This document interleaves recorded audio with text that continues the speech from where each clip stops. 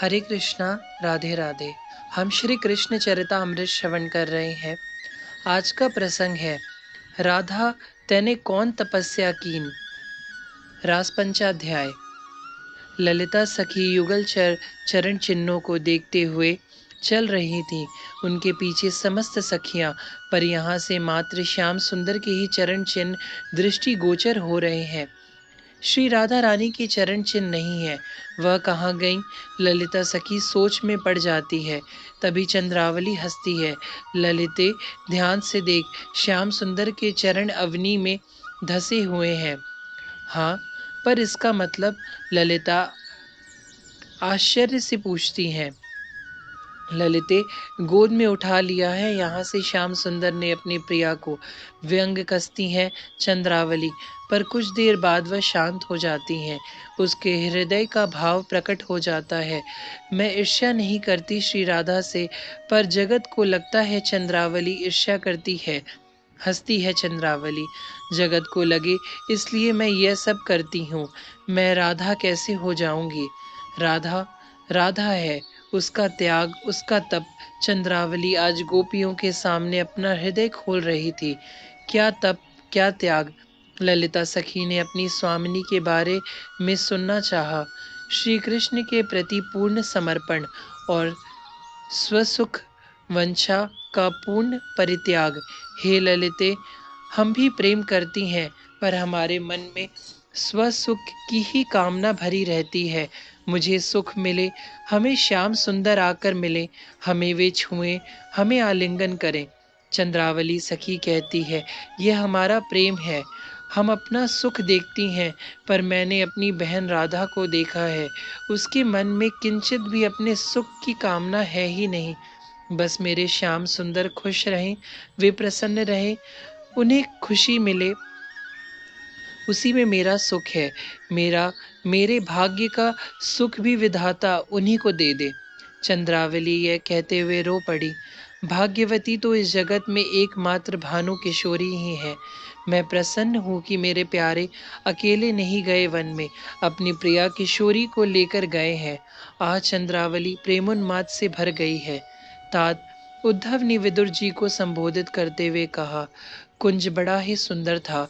कदम्ब के घने वृक्ष थे। तमाल के कोमल पल्लवों को श्याम ने उस कुंज में बिछा दिया था। सामने ही एक सरोवर था, उसमें कमल खिले थे। नाना जातियों की पुष्पों की भरमार थी। वह स्थान अद्भुत था, इसलिए वहीं बैठ गए थे श्याम सुंदर। और अद्भुत यह था कि श्याम सुंदर स्वयं तो अवनी में ही बैठे थे, पर तमाल के कोमल पत्तों को बिछा दिया था अपनी प्रिया के लिए। अब थक गई होंगी, यह कहते हुए श्री राधा रानी के युगल चरणों को श्याम ने अपनी ओर खींचा। लजा गई थी श्री राधिका। चरण चापने लगे। डर रहे हैं। डर इसलिए रहे हैं कि कोमलांगी श्री राधा रानी के चरणों में कष्ट ना हो। श्याम सुंदर प्रेम सिंधु में डूब गए हैं। उन्हें इस समय अपनी भगवत्ता, ईश्वरता की की भी विस्मृति हो गई है। उन्हें बस अपनी प्रिया श्री राधा ही दिखाई दे रही हैं। उठ गए एकाएक श्याम सुंदर। गुलाब, केतकी, जूही, मल्लिका, इन सबको तोड़कर अपनी पीताम्बरी में रख लिए गए थे। आनंद में डूबी हुई है श्री राधा रानी। अपने प्यारे को इस प्रेम वैचित्र अवस्था में देख देख कर आनंदित हो उठ रही हैं। प्यारी, मैं आपकी वेणु वेणु गूंथूंगा, मुस्कुराते हुए श्याम बोले और बैठ गए अपने प्यारी के पास सटकर। यह प्रेम की उच्चतम लीला है तात, उद्धव बोले थे। वेणु गूंथने लगे। उन सुंदर लटों को पहले बिखेर दिया। आहा, एक सुगंध का झोंका आया था उन श्रीजी के केशों से। कुछ देर के लिए तो देह भान भी भूल गए थे श्याम सुंदर। समाधि ही लगा दी श्याम की उन श्रीजी के केश के सुगंध ने। अपने आप को संभाला श्याम सुंदर। अब श्रीजी के केश को बनाने लगे थे। कंघी तो थी नहीं, अपनी ही उंगलियों से केश को बनाने लगे। वेणी गूंथ दिया, पर उस वेणी गूंथने में बीच बीच में पुष्प को लगा रहे हैं। सफेद, फिर लाल, फिर पीत, और कानों में कहते भी जा रहे हैं, प्यारी, मेरे समान कोई वीणी गूंथना जानता नहीं है। सच, हे भानु दुलारी, इस जगत में मेरे समान कौन वीणी गूंथ सकता है।